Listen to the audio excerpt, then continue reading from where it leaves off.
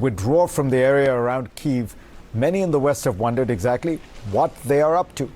A possible answer is emerging out of Washington. CNN sources say U.S. intelligence now believes that Russia's new strategy is to focus its efforts on the Donbass and other areas of eastern Ukraine, and to plan to take those by May 9th, a Russian national holiday called Victory Day, which celebrates the Soviet defeat of Nazi Germany in 1945.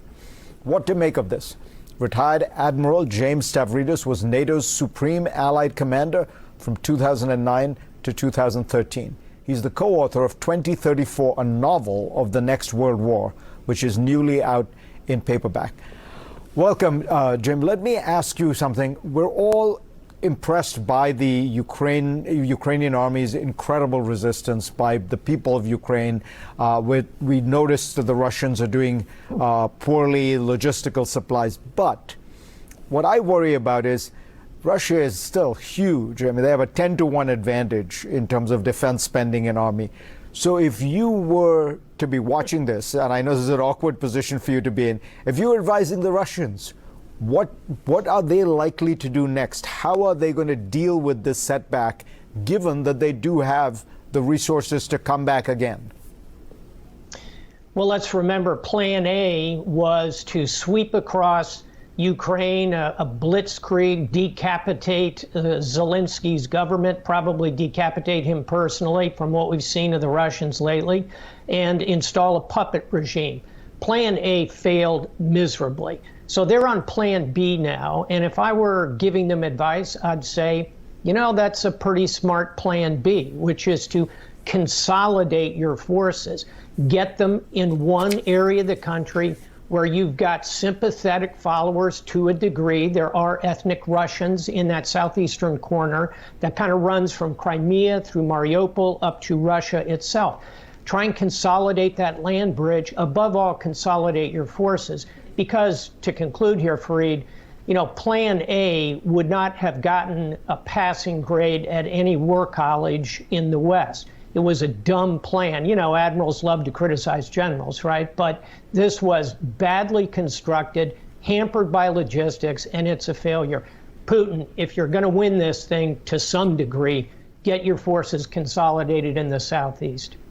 And should the Ukrainians worry about potential amphibious landings? Should they worry about the reports we hear that Chechen forces are being put to task? You know, I'm thinking the Russians have their back against the wall. What are they going to think about as a counterpunch? Put yourself in the mind of Vladimir Putin. He's an intelligence officer who loves to turn inside the decision cycle of his opponent, meaning do the unexpected. I think an amphibious assault is a distinct possibility, perhaps directed toward Odessa, which would further choke off the Ukrainian economy. Secondly, you mentioned Chechens. It's not just Chechens. As you know, it's Syrians. It's the Wagner group, this horrific group of mercenaries. They look like Mad Max from the Thunderdome. Flood them in and do the kind of terrorism that we're seeing evidence of right now. And third and finally, Fareed, again, do the unexpected. Dark side of the spectrum, use chemical weapons. There was a flutter of conversation about that about a week ago. Putin was clearly signaling the use of them, but he would try and false flag it to the Ukrainians and to the U.S. He's building a narrative of these crazy bio-warfare labs, non-existent. I think those are three probably dirty tricks, if you will, kicking around in his brain.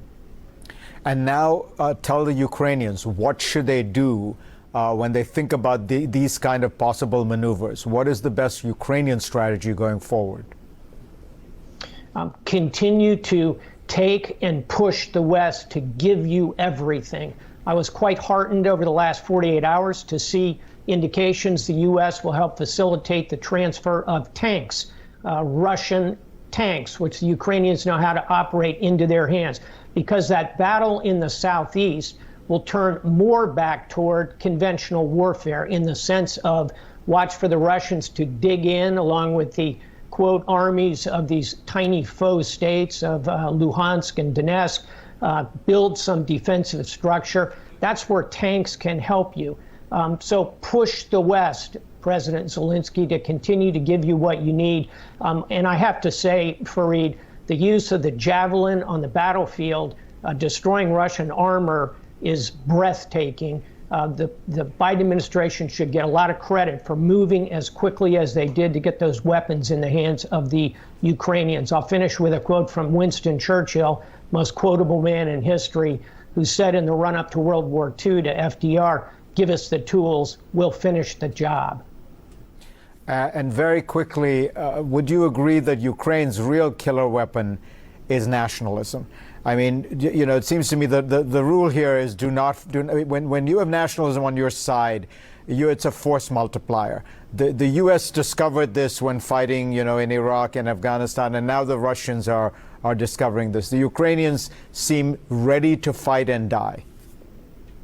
They are indeed, and we ought to recognize it's not just that spirit of resistance, that sense of nation, but it's also the catalyst named President Zelensky, who has risen to the occasion. Hard to remember someone who has stood and delivered more for his nation and his people, going back to our own history, Fareed, to someone like George Washington. We had nationhood on our side then. Let's hope the Ukrainians can capitalize on the charisma and the leadership of Zelensky, the weapons of the West, and defeat the Russians. Jim, always a pleasure to have you on. Thank you so much. Thanks. Next Fareed. on GPS, Russia's former richest man who once tussled with Putin will tell me what, if anything, will make Putin end this war. Back in a moment.